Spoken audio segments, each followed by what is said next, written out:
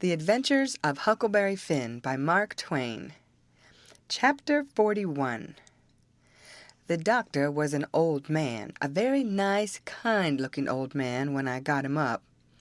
I told him me and my brother was over on Spanish Island hunting yesterday afternoon and camped on a piece of a raft we found, and about midnight he must have kicked his gun in his dreams, for it went off and shot him in the leg, and we wanted him to go over there and fix it and not say nothing about it, nor let anybody know, because we wanted to come home this evening and surprise the folks.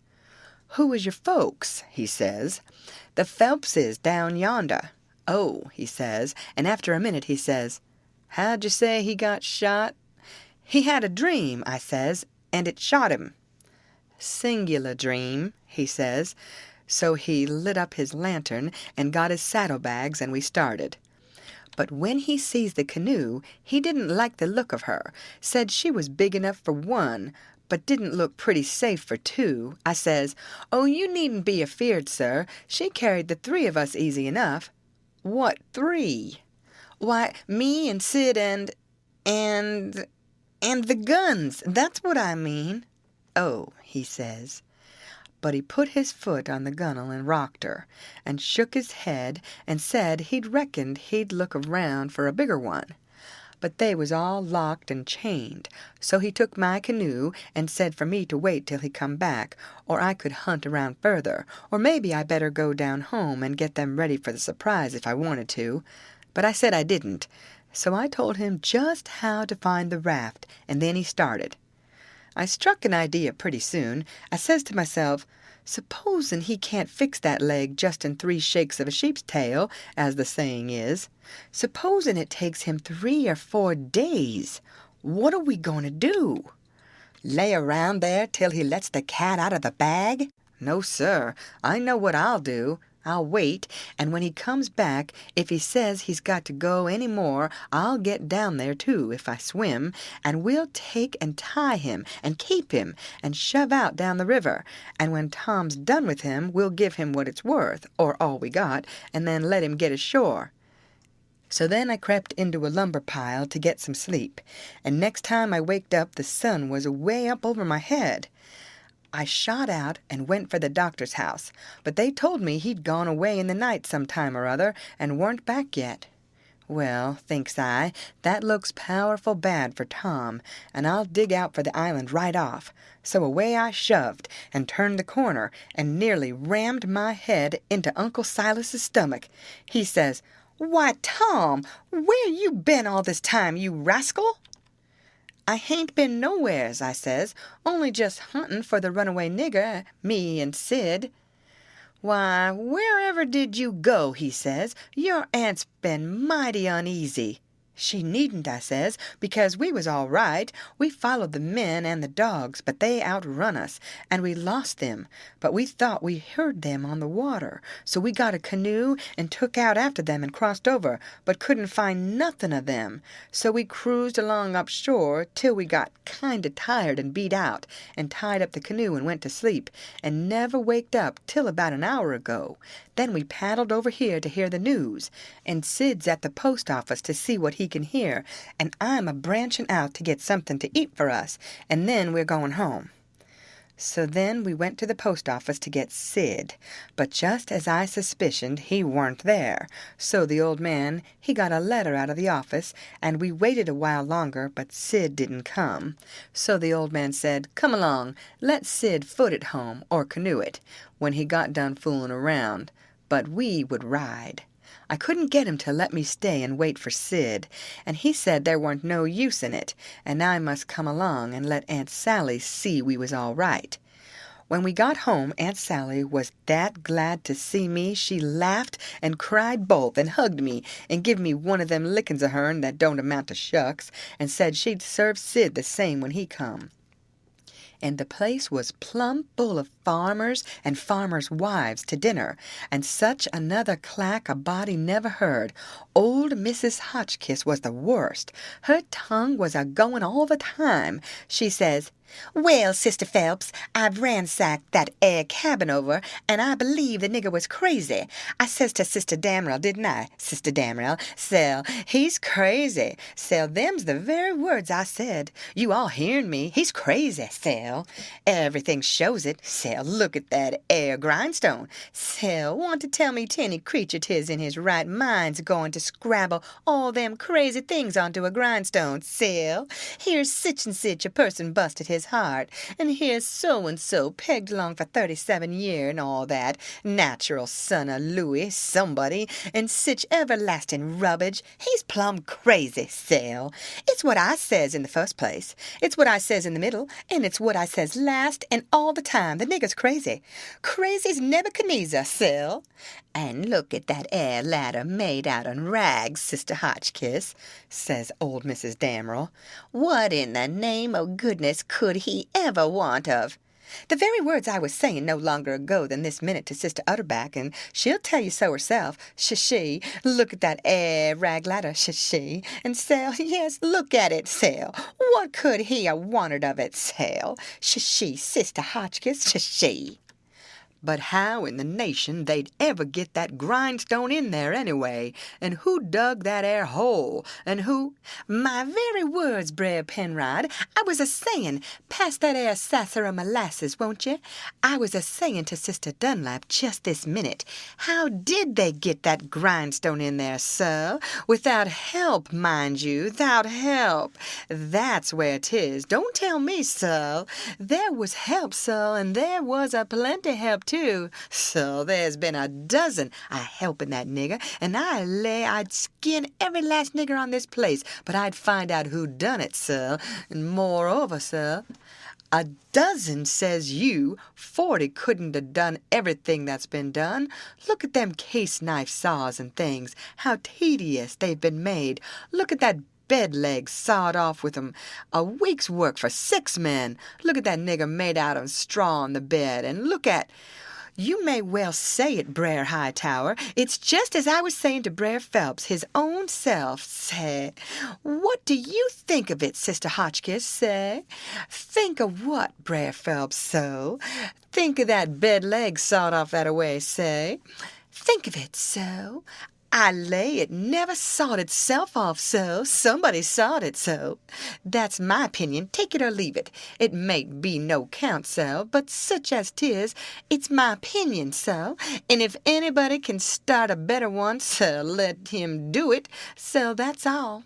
I says to Sister Dunlap, so, why, dog my cats, they must have been a house full of niggers in there every night for 4 weeks to have done all that work, Sister Phelps. Look at that shirt, every last inch of it kivered over with secret African writing done with blood. Must have been a raft of 'em right along all the time almost. Why, I'd give $2 to have it read to me, and as for the niggers that wrote it, I low I'd take and lash 'em till— People to help him, Brother Marples. Well, I reckon you'd think so if you'd have been in this house for a while back. Why, they stole everything they could lay their hands on, and we are watching all the time, mind you.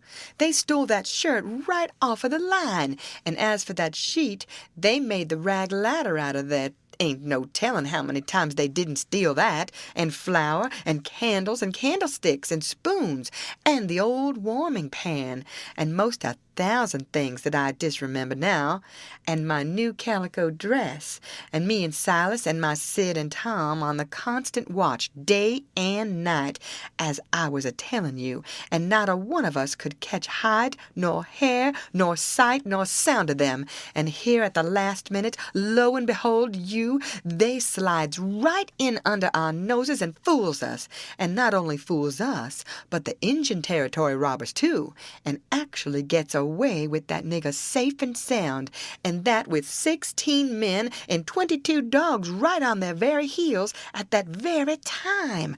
I tell you, it just bangs anything I ever heard of.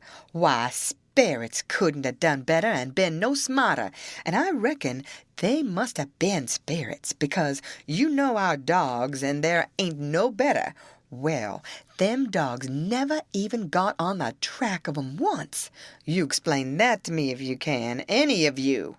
Well, it does beat. Laws alive, I never. So help me, I wouldn't be house thieves as well as.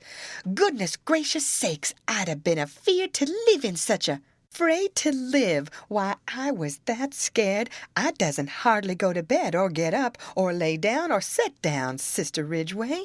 Why, they'd steal the very. Why, goodness sakes, you can guess what kind of a fluster I was in by the time midnight come last night. I hope to gracious if I weren't afraid they'd steal some of the family. I was just to that pass I didn't have no reasoning faculties no more. It looks foolish enough now in the daytime, but I says to myself, there's my 2 poor boys asleep way upstairs in that lonesome room, and I declare to goodness I was that uneasy till I crept up there and locked 'em in, I did, and anybody would, because you know, when you get scared that way, and it keeps running on and getting worse and worse all the time, and your wits gets to addling, and you get to doing all sorts of wild things, and by you think to yourself, supposing I was a boy and was away up there, and the door ain't locked, and you. She stopped, looking kind of wondering, and then she turned her head around slow, and when her eye lit on me, I got up and took a walk. Says I to myself, I can explain better how we come to not be in that room this morning if I go out to one side and study over it a little. So I done it. But I doesn't go fur, or she'd a sent for me. And when it was late in the day, the people all went, and then I come in and told her the noise and shooting waked up me and Sid, and the door was locked, and we wanted to see the fun. So we went down the lightning rod, and both of us got hurt a little, and we didn't never want to try that no more. And then I went on and told her all what I told Uncle Silas before, and then she said she'd forgive us, and maybe it was all right enough anyway, and about what a body might expect of boys, for all boys was a pretty harum-scarum lot as fur as she could see, and so, as long as no harm hadn't come of it, she judged she better put in her time being grateful we was alive and well, and she had us still, 'stead of fretting over what was past and done. So then she kissed me and patted me on the head and dropped into a kind of a brown study, and pretty soon jumps up and says, Why, laws a mercy, it's most night, and Sid not come yet. What has become of that boy? I see my chance, so I skips up and says, I'll run right up to town and get him, I says. No, you won't, she says. You'll stay right where you are. One's enough to be lost at a time. If he ain't here to supper, your uncle'll go. Well, he warn't there to supper, so right after supper Uncle went. He come back about 10, a little bit uneasy, hadn't run across Tom's track. Aunt Sally was a good deal uneasy, but Uncle Silas, he said there weren't no occasion to be. Boys will be boys, he said, and you'll see this one turn up in the morning all sound and right. So she had to be satisfied. But she said she'd set up for him a while anyway, and keep a light burning so he could see it. And then, when I went up to bed, she come up with me and fetched her candle and tucked me in and mothered me so good I felt mean and like I couldn't look her in the face. And she sat down on the bed and talked with me a long time and said what a splendid boy Sid was, and didn't seem to want to ever stop talking about him, and kept asking me every now and then if I reckoned he could got lost or hurt or maybe drownded, and might be laying at this minute somewheres suffering or dead, and she not by him to help him, and so the tears would drip down silent, and I would tell her that Sid was all right and would be home in the morning sure, and she would squeeze my hand or maybe kiss me and tell me to say it again and keep on saying it because it done her good, and she was in so much trouble. And when she was going away, she looked down in my eyes so steady and gentle and says, The door ain't going to be locked, Tom, and there's the window and the rod, but you'll be good, won't you? And you won't go for my sake?" Laws knows I wanted to go bad enough to see about Tom, and was all intending to go, but after that I wouldn't have went, not for kingdoms.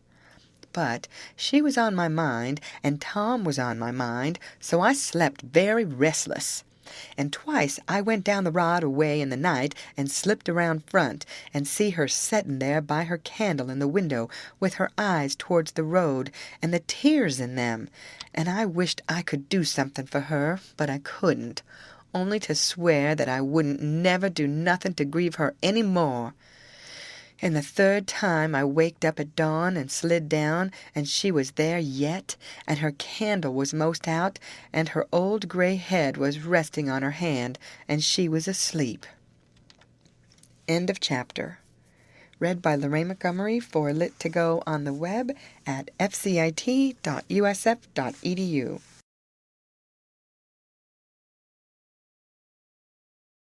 The Adventures of Huckleberry Finn by Mark Twain. Chapter 42. The old man was uptown again before breakfast, but couldn't get no track of Tom, and both of them sat at the table thinking, and not saying nothing, and looking mournful, and their coffee getting cold, and not eating anything. And by the old man says, "Did I give you the letter?" "What letter?" "The one I got yesterday out of the post office." "No, you didn't give me no letter." "Well, I must have forgot it." So he rummaged his pockets, and then went off somewheres where he had laid it down, and fetched it, and give it to her. She says, "Why, it's from St. Petersburg. It's from Sis." I allowed another walk would do me good, but I couldn't stir. But before she could break it open, she dropped it and run, for she see something. And so did I. It was Tom Sawyer on a mattress, and that old doctor, and Jim in her calico dress, with his hands tied behind him, and a lot of people. I hid the letter behind the first thing that come handy and rushed. She flung herself at Tom, crying, and says, "Oh, he's dead! He's dead! I know he's dead!" And Tom, he turned his head a little, and muttered something or other, which showed he weren't in his right mind. Then she flung up her hands and says, "He's alive! Thank God! And that's enough!" And she snatched a kiss of him, and flew for the house to get the bed ready, and scattering orders right and left at the niggers and everybody else, as fast as her tongue could go, every jump of the way. I followed the men to see what they was going to do with Jim, and the old doctor and Uncle Silas followed after Tom into the house.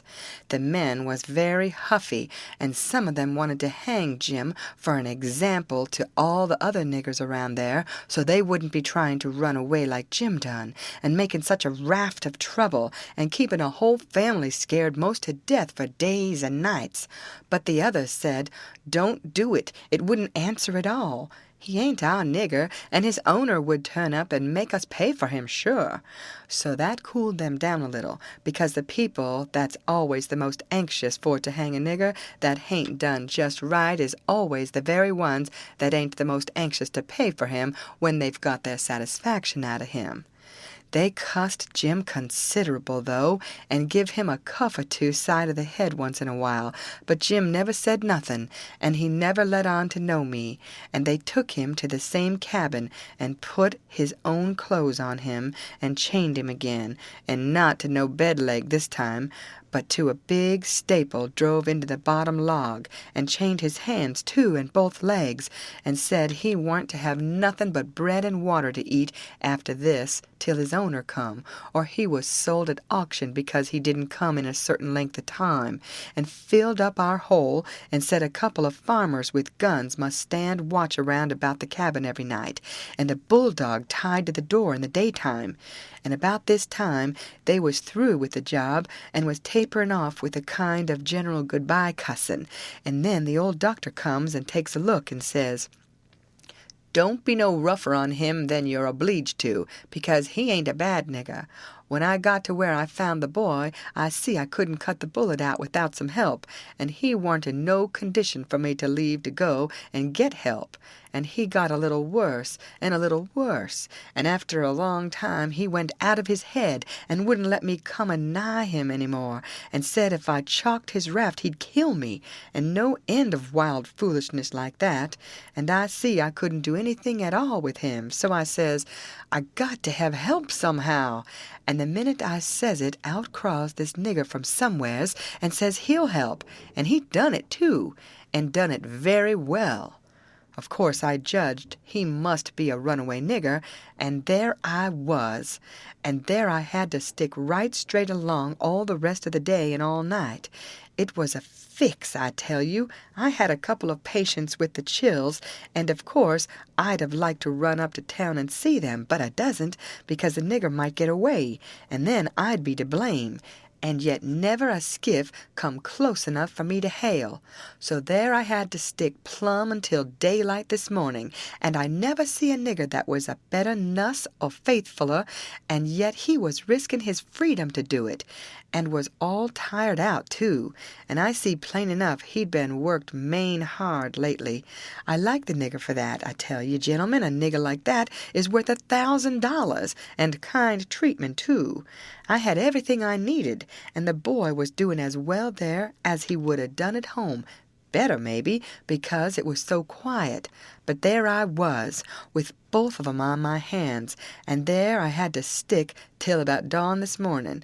Then some men in a skiff come by, and as good luck would have it, the nigger was setting by the pallet with his head propped on his knees sound asleep. So I motioned them in quiet, and they slipped up on him and grabbed him and tied him before he knowed what he was about, and we never had no trouble.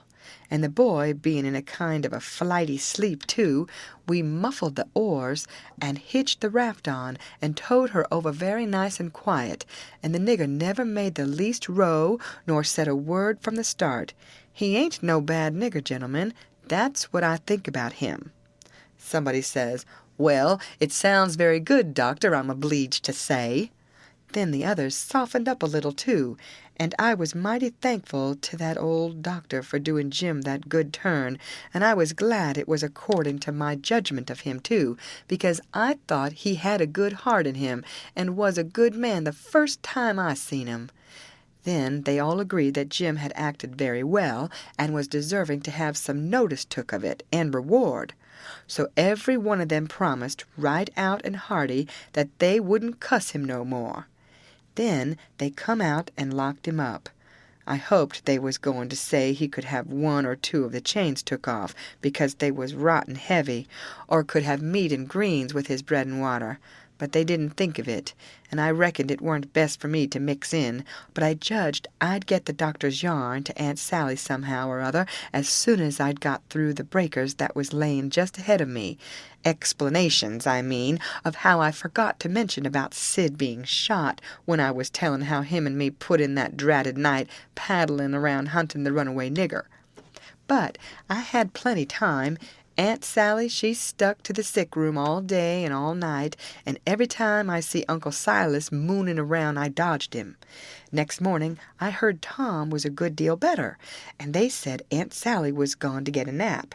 So I slips to the sick room, and if I found him awake, I reckoned we could put up a yarn for the family that would wash.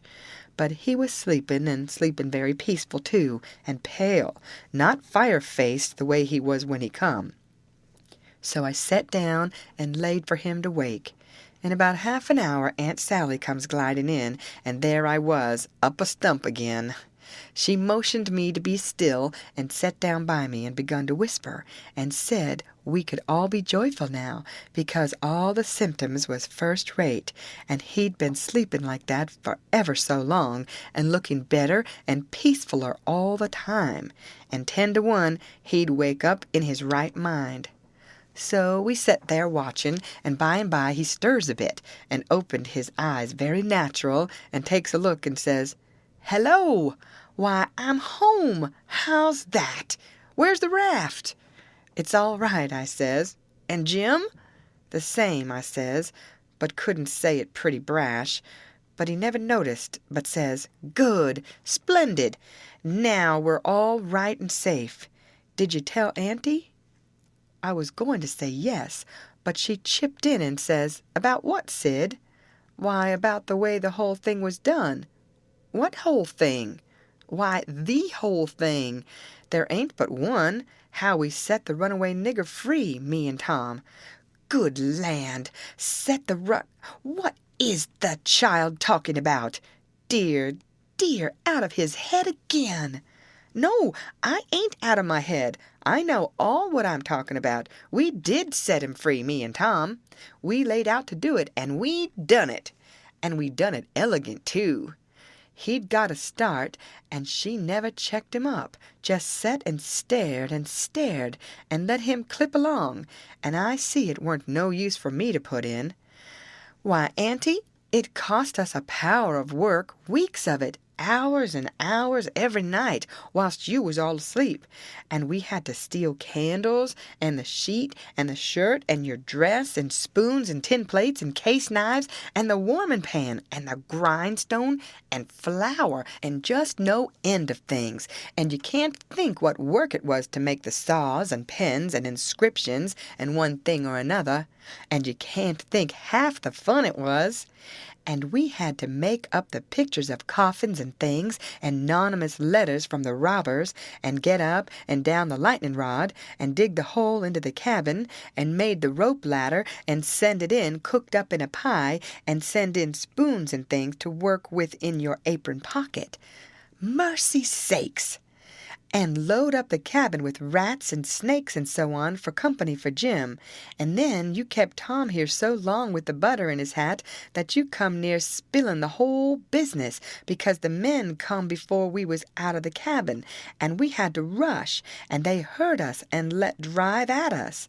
And I got my share, and we dodged out of the path and let them go by. And when the dogs come, they weren't interested in us, but went for the most noise, and we got our canoe and made for the raft, and was all safe, and Jim was a free man, and we done it all by ourselves.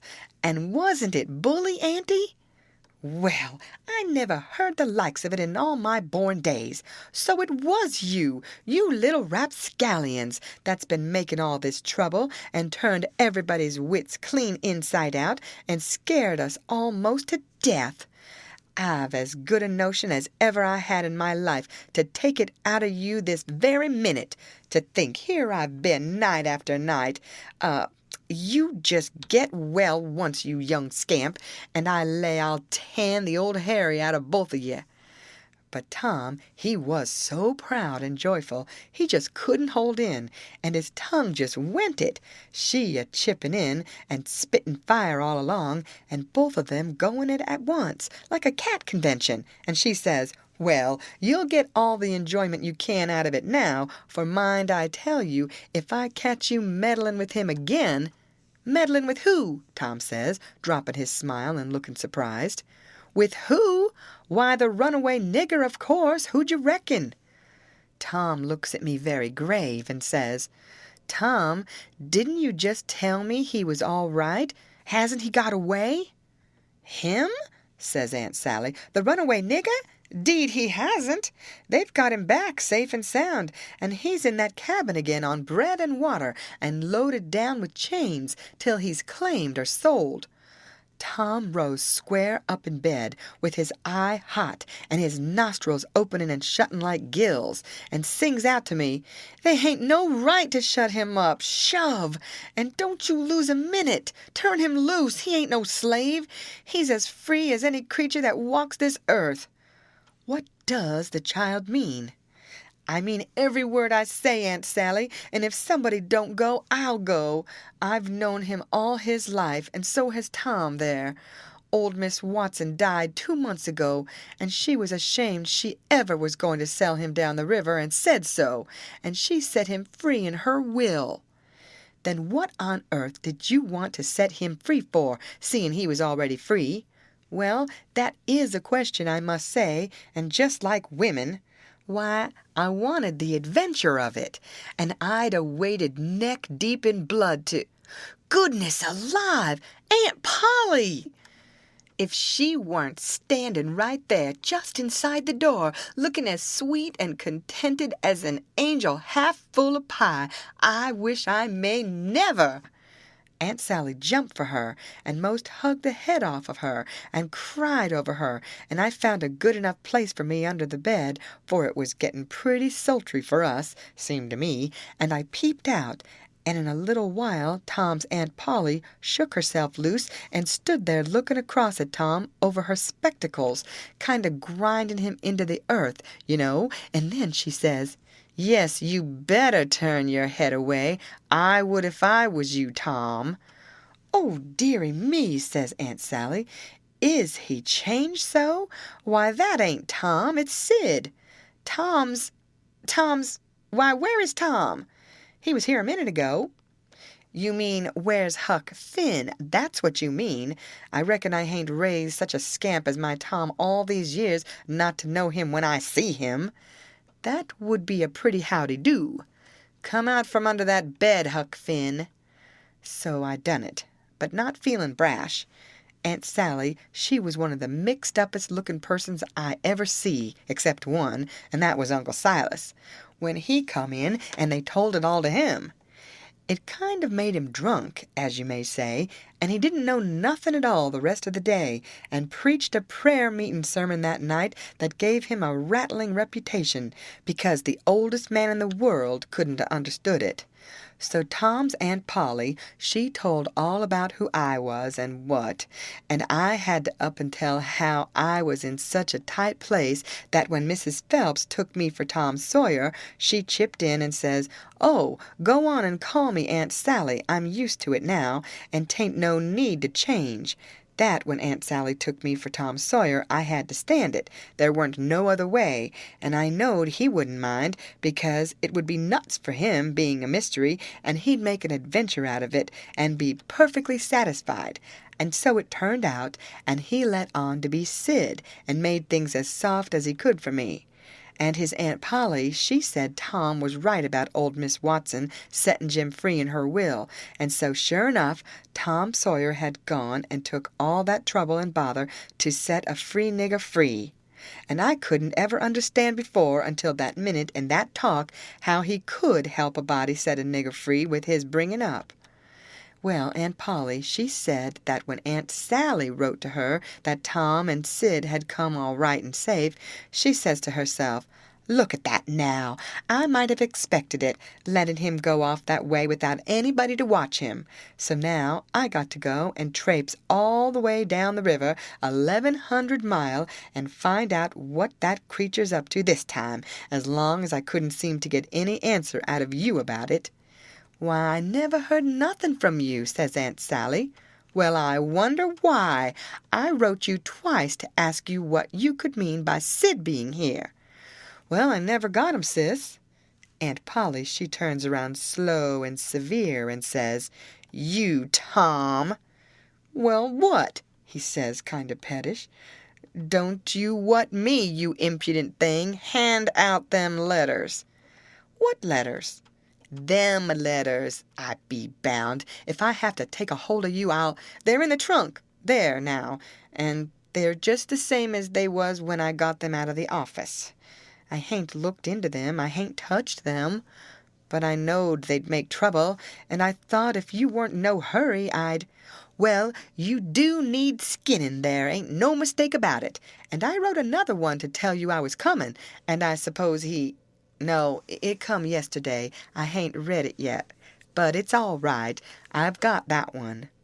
I wanted to offer to bet $2 she hadn't, but I reckoned maybe it was just as safe to not to. So I never said nothing. End of chapter. Read by Lorraine Montgomery for Lit to Go on the web at fcit.usf.edu.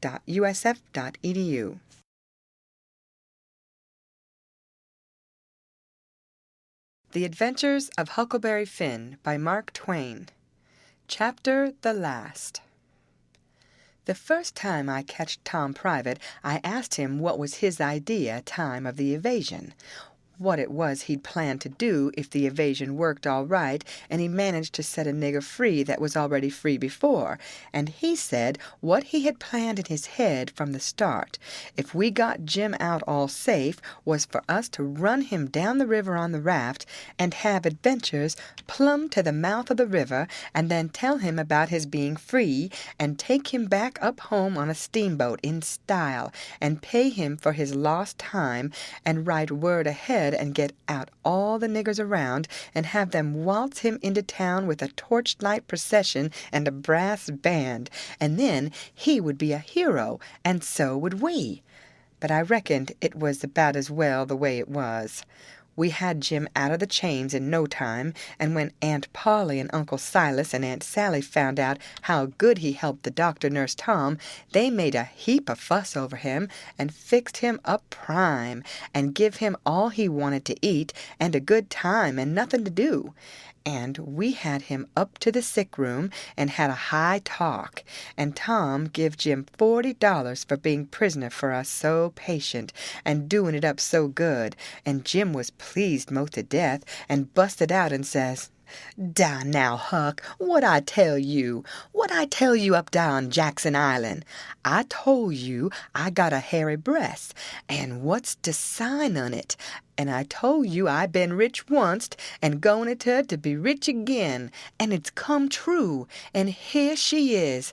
Dah now, don't talk to me. Signs is signs, mind I tell you, and I know just as well 'at I is going to be rich again as I's a standing here dis minute."